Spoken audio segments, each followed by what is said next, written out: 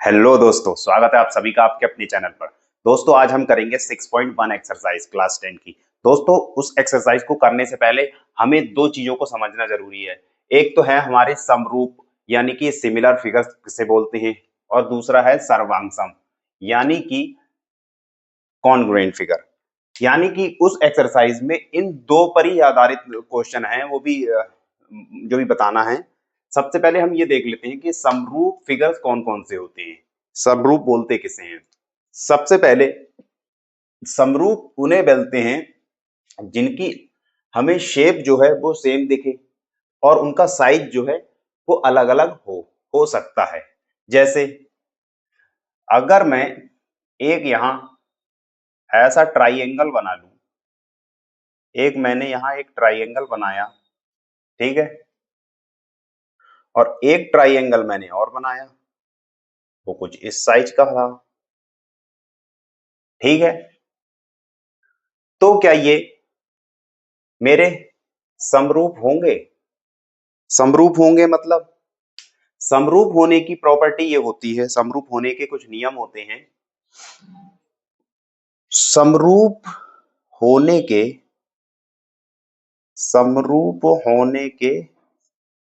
होने के नियम, समरूप होने के नियम क्या होते हैं? सबसे पहला सबसे पहला नियम ये होता है, अगर कोई दो फिगर दिए हुए हैं और हमसे पूछ रहा है कि ये दोनों फिगर जो हैं समरूप हैं या नहीं है, तो हमें ये देखना है कि उन फिगर के जो करस्पॉन्डिंग एंगल हैं, यानी कि करस्पॉन्डिंग साइड और करस्पॉन्डिंग एंगल यानी कि संगत कोण। जैसे कि अगर हमारा कोण ये 60 डिग्री है, जैसे ये अगर मैं मान लूं, अगर ये दो एंगल समरूप हैं, तो ये कह रहा है कि उसके ये नियम होते हैं होने की, अगर मैं संगत कोण मेरा ये 60 डिग्री है तो ये कोण भी 60 डिग्री होना चाहिए। संगत कोण का मतलब ये बता रहा है कि हमारे संगत कोण जो हैं बराबर होना चाहिए, यानी कि संगत कोण संगत कोण बराबर होना चाहिए, बराबर हो, सही है। दूसरा दूसरा वो कहता है कि इनकी संगत साइड भी, मतलब संगत भुजाएं जो होती हैं, करस्पॉन्डिंग साइड जो होती हैं, वो भी हमारी समानुपाती होना चाहिए। बराबर नहीं बोल रहा है, वो कह रहा है कि समानुपाती होना चाहिए। यानी कि उसका मतलब क्या है कि अगर ये दो है और यहाँ चार दे दिया, तो इसकी और इसकी करस्पॉन्डिंग साइड का अनुपात क्या हो गया? 1/2। इसी तरीके से हम दूसरी देख लेंगे, इसकी अगर 3 है और इसकी 6 है, तो इसका मतलब हो गया इसकी भी मतलब 1/2 आ जाएगा उसका अनुपात। अभी मैं बताता हूं इसमें क्या बोल रहा है। पहला नियम तो ये हो गया कि संगत कोण बराबर है। दूसरा ये बोलता है कि संगत भुजाएं संगत भुजाओं का अनुपात अनुपात बराबर हो। इसका क्या मतलब है? संगत कोण बराबर हो और संगत भुजाओं का अनुपात जो है वो क्या हो? संगत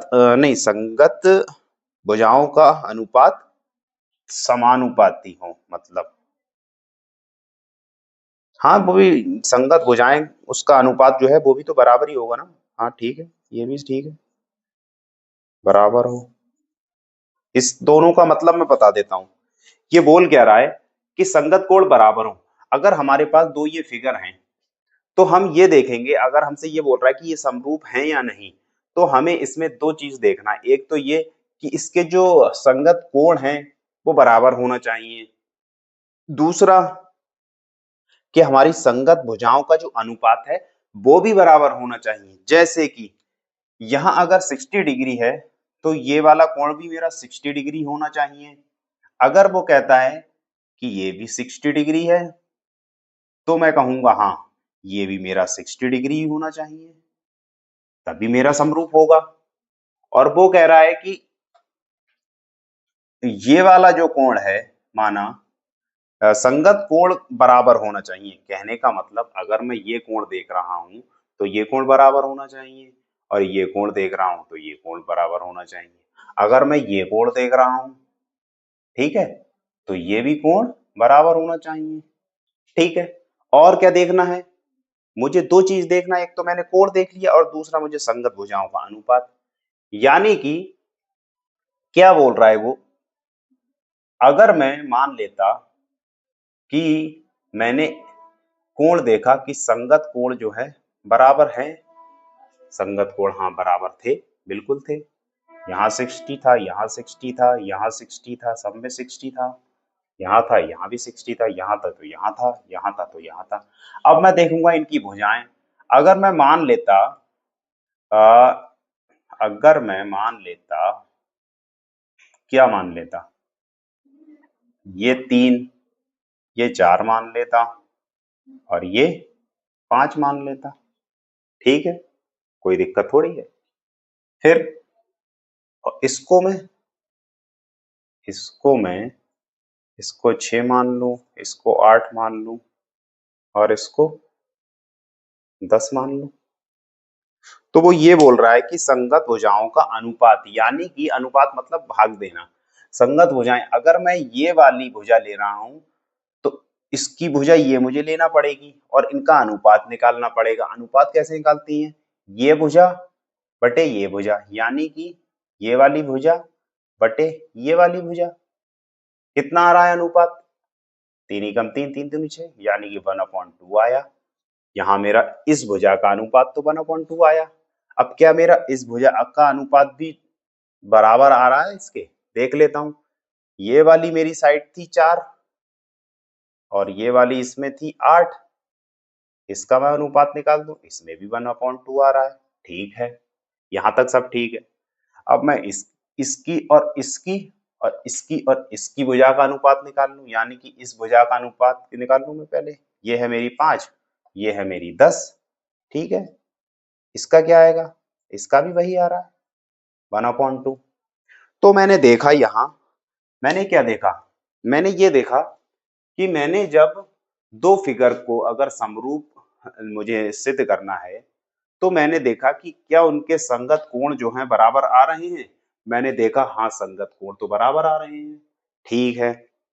फिर मैंने देखा क्या उनकी संगत भुजाओं का जो अनुपात है वो बराबर आ रहा है, तो मैंने निकाला उनका अनुपात, तो वो भी मुझे बराबर मिल रहा है। ये जब मैंने ये साइड इसकी साइड की डिवाइड की तो मेरा ये इतना आया। अब इस साइड को मैंने इस साइड से डिवाइड करा तो इतना आया। अब इस साइड को मैंने इस साइड से डिवाइड करा, इस साइड को इस साइड से करा तो इतना आया। तो मैंने देखा कि संगत भुजाओं का जो अनुपात है हर किसी में वो बराबर आ रहा है। इसका मतलब ये फिगर जो होंगे मेरे समरूप होंगे। यानी कि समरूप हो, अगर मुझे फिगर देखना है तो मुझे ये दूर से ही पता चल जाएगा देखने में। उनका जो अनुपात होगा वो सेम होगा, और संगत भुजाओं का जो क्या होगा, अनुपात, जो संगत भुजाएं हैं उनका अनुपात और संगत कोण बराबर होंगे और संगत भुजाओं का अनुपात बराबर होगा। ठीक है, ये तो हो गई मेरी समरूप होने की नियम। अब मैं देख लेता हूं सर्वांग कौन से होते हैं। सर्वांग फिगर यानी कि कॉन्ग्रुएंट फिगर कौन से होते हैं? ये फिगर जो होते हैं वो हमें बिल्कुल सेम लगेंगे देखने में। उसके एंगल, साइज, भुजाएं सारी क्या होती हैं? बराबर होती हैं, जैसे कि इस फिगर में दिखाया गया है। इसमें क्या है? ये मेरा, अगर ये 2 है, ये 3 सेंटीमीटर, ये 4 सेंटीमीटर, तो ये भी 2 सेंटीमीटर, 3 सेंटीमीटर, 4 सेंटीमीटर, बिल्कुल सेम होगा। और इनके साइज भी, वो एंगल भी क्या होंगे? बराबर होते हैं, ठीक है।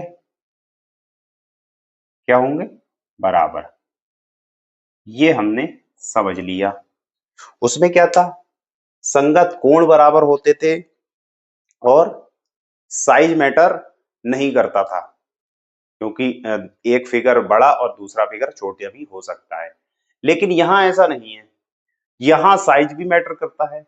यहाँ अगर शेप हमारी किसी भी या फिर ट्राइंगल की या फिर रेक्टेंगल की दी है, अगर उनकी भुजाएं सेम हैं तो उनके कोण भी बराबर होंगे और दिखने में बिल्कुल सेम होंगे, साइज भी सेम होगा। ये होता है हमारा सर्वांग। बस इसी पर आधारित एक्सरसाइज में कुछ सवाल हैं, चलिए उसको कर लेते हैं। दोस्तों ये है क्वेश्चन नंबर पहले का पहला पार्ट। वो कह रहा है कि सभी वृत्त खाली जगह होते हैं, कैसे होते हैं, सर्वांग होते हैं या फिर समरूप होते हैं। यानी कि सभी वृत्त वो कह रहा है कैसे हो सकते हैं, क्या हमारे सर्वांग होते हैं। यानी कि अगर मैं सभी वृत्त की बात कर रहा, अगर मैं इस एक सर्कल ये मान लूं और दूसरा सर्कल ये मान लूं, तो ये मेरे दो सर्कल हैं, ठीक है। अब एक मेरा है ये 5 सेंटीमीटर त्रिज्या का, ठीक है। दूसरा मेरा है ये 2.5 सेंटीमीटर त्रिज्या का, ठीक है। तो क्या मुझे इसमें क्या दिख रहा है, इनके आकृति जो है वो तो सेम है और इनकी जो रेडियस है वो क्या है, इसकी 2 गुनी है। तो हमने क्या पढ़ा था, सर्वांग सम में क्या होता है कि जो फिगर होंगे उसकी आकृति और उसका साइज बिल्कुल सेम होगा। तो यहाँ क्या है, इसका साइज तो सेम नहीं है, ये 2.5 सेंटीमीटर त्रिज्या का, यहाँ 5 सेंटीमीटर का है, पर हाँ शेप जो है वो सेम है। तो हम क्या कहेंगे, यहाँ जो सर्कल होंगे, यहाँ वृत्त जो होंगे वो क्या होंगे, वो समरूप होंगे, बिल्कुल होंगे। क्यों होंगे, क्योंकि इसकी आकृति सेम है लेकिन इसका साइज सेम नहीं है। अब देख लेते हैं दूसरा सवाल। दूसरा सवाल कह रहा है कि सभी वर्ग होते हैं, कैसे होते हैं, समरूप होंगे या सर्वांग सम होंगे। सभी वर्ग यानी कि वर्ग में क्या होगा, वर्ग तो कैसे भी हो सकते हैं, कोई बड़ा भी हो सकता है छोटा भी हो सकता है। यानी कि अगर मैं इसको एक वर्ग मान लूं, ये वर्ग मान लूं, ठीक है। वो कह रहा है सभी वर्ग, तो सभी वर्ग में तो हम कैसे भी वर्ग बना सकते हैं ना, और एक वर्ग जो है मैं ये मान लूं, ठीक है। तो क्या ये वर्ग सर्वांग होंगे, सर्वांग तो नहीं होंगे। क्यों नहीं होंगे, क्योंकि सर्वांग होने की स्थिति ये होती है, उसकी कंडीशन ये होती है कि साइज और शेप दोनों सेम होना चाहिए। यहाँ शेप तो सेम दिख रही है लेकिन साइज क्या है, अलग है। यहाँ भुजा बड़ी हो सकती है, यहाँ छोटी होगी, और यहाँ इतनी बड़ी है, यहाँ इतनी छोटी है। इसका मतलब ये सर्वांग तो नहीं है। समरूप देख लेते हैं। समरूप कहता है कि उसकी करस्पॉन्डिंग संगत कोण जो है बराबर हो। संगत कोण यहाँ जो है ये बराबर होगा, 90 डिग्री होगा अगर वर्ग है तो यहाँ संगत कोण सारे 90 डिग्री होंगे क्योंकि ये एक वर्ग है। अब वो कह रहा है संगत भुजाएं उनका समानुपाती होना चाहिए, उनका अनुपात, संगत भुजाओं का अनुपात। यानी कि ये भुजा जो है इस भुजा का अनुपात जो है, ये भुजा और ये भुजा का अनुपात बराबर होना चाहिए, या फिर ये भुजा और इस भुजा का रेशियो सेम होना चाहिए। ये है, तो हमारा सर्वांग सम तो नहीं है, तो क्या होगा, यहाँ समरूप हो जाएगा। ये भी क्या होगा, समरूप, ठीक है। ये हमारा समरूप हो गया। और हम देख लेते हैं तीसरा। तीसरा कह रहा है सभी त्रिभुज समरूप होते हैं। तीसरा बोल रहा है कि सभी त्रिभुज जो होते हैं कैसे होंगे, सभी त्रिभुज होते हैं, कैसे होते हैं, कैसे होंगे, समरूप होंगे क्या, समरूप या फिर सर्वांगसम। इसको भी देख लेते हैं, कैसे देखेंगे। सभी त्रिभुज बोल रहा है तो त्रिभुज तो एक हमारा ऐसा भी हो सकता है, ठीक है, और दूसरा दूसरा ऐसा भी हो सकता है। क्या दिक्कत है उसमें, उसने तो सभी त्रिभुज बोला है ना, तो सभी त्रिभुज में तो हम कितना भी बड़ा कितना भी छोटा ले सकते हैं, साइज थोड़ी बताया। अब हमें यहाँ दिख रहा है कि यहाँ सर्वांगसम होने के लिए क्या होता है कि उसका साइज और उसकी शेप सेम होना चाहिए। यहाँ हमें शेप तो दिख रही है, यहाँ सेम है। क्या हमारा यहाँ साइज सेम है, बिल्कुल नहीं है। ये इतना बड़ा, यहाँ इतना छोटा, यहाँ दिख रहा है इसकी साइड इतनी बड़ी है, यहाँ इतनी बड़ी है। यहाँ देखो, यहाँ की इतनी बड़ी है, यहाँ की इतनी बड़ी है। हाँ, इनके एंगल हो सकता है सेम हो, लेकिन इनकी भुजाएं क्या है, सेम नहीं है। मतलब समानुपाती हो सकती है, सेम तो नहीं है साइज में। तो क्या होगा, तो ये भी समरूप हो जाएगा, ये भी समरूप हो गया। अब चलते हैं अगले सवाल पर। अगला सवाल बोल रहा है कि भुजाओं की समान संख्या वाले दो बहुभुज समरूप होते हैं। यानी कि दो बहुभुज दिए जिनकी भुजाएं जो हैं समान हैं। यानी कि अगर हमें यहाँ ट्राइंगल दिया है तो दूसरा फिगर भी ट्राइंगल ही होगा, ये बोला है। अगर यहाँ हमें रेक्टेंगल दिया है तो दूसरा फिगर भी रेक्टेंगल होगा। तो वो बोल रहा है कि दो बहुभुज समरूप हैं, दो बहुभुज समरूप हैं और उनकी भुजाएं जो हैं समान हैं। तो कह रहा है कि उनके संगत कोण कैसे होंगे। समरूप बोल दिया, और पूछ रहा है कि उनके संगत कोण कैसे हों, बराबर होते हैं। मैंने बताया था समरूप में उसके संगत कोण क्या होते हैं, बराबर। और संगत भुजाओं का अनुपात क्या होता है, बराबर। ठीक है, तो हम यहाँ पहली खाली जगह में क्या आएगा, उनके संगत कोण बराबर हों तत्, और दूसरे में होता उनकी संगत भुजाएं, यानी कि उनकी संगत भुजाओं का अनुपात, या फिर ये भी कह सकते हैं उनकी संगत भुजाएं समानुपाती हों, मतलब समान अनुपात में हों। तो दूसरी खाली जगह में क्या आएगा, समानुपाती। ठीक है, अब हम देख लेते हैं दूसरा सवाल। वो कह रहा है कि निम्नलिखित युग्मों के दो भिन्न भिन्न उदाहरण दीजिए। किसके उदाहरण देना है, समरूप आकृति के। समरूप आकृति के दो उदाहरण देना है। यानी कि एक उदाहरण तो ये हो गया, ये एक ट्राइंगल है और एक ये ट्राइंगल है। इनके कोण बराबर होंगे, और इनकी संगत भुजाओं का अनुपात क्या होगा, वो क्या होगा, समानुपाती होंगी उनकी संगत भुजाओं का अनुपात। ये हो गया हमारा, ये साइन जो है सिमिलर का होता है, यानी कि समरूप का। दूसरा उदाहरण क्या हो सकता है, दूसरा उदाहरण हो सकता है, माना ये अगर एक सर्कल है तो दूसरे साइज का सर्कल ये नहीं हो सकता। यहाँ हमारी शेप जो है वो तो सेम है, आकृति जिसे बोलेंगे, पर हमारे साइज क्या है, अलग है। ठीक है, अब दूसरा कह रहा है ऐसी आकृति जो समरूप नहीं है। ऐसी आकृति जो समरूप नहीं है मतलब कि पहला, अब यह है दूसरा। कह रहा है ऐसी आकृति बताओ जो समरूप नहीं है, उसके भी दो दो एग्जाम्पल दो। ऐसी आकृति जो समरूप नहीं है, समरूप नहीं है, क्या हो सकता है वो, ये हो सकता है ट्राइंगल, समरूप नहीं है इसके वर्ग के। दूसरा सर्कल, सर्कल, ठीक है, सर्कल समरूप नहीं है, किसके नहीं है, ट्राइंगल के। ये भी तो हो सकता है, ये आकृतियां क्या है, समरूप नहीं होंगी। अब उसके बाद पूछ रहा है कि बताइए, तीसरा क्वेश्चन कह रहा है कि बताइए निम्नलिखित चतुर्भुज समरूप है या नहीं। यानी कि हमें उसने एक चतुर्भुज दिया है, इस टाइप का चतुर्भुज है वो, ये दिया है और ये दिया है। ठीक है, इस टाइप का एक चतुर्भुज दिया है, और एक दिया है हमें इस टाइप का एक चतुर्भुज, ये दिया है, ये दिया है एस आर क्यू पी।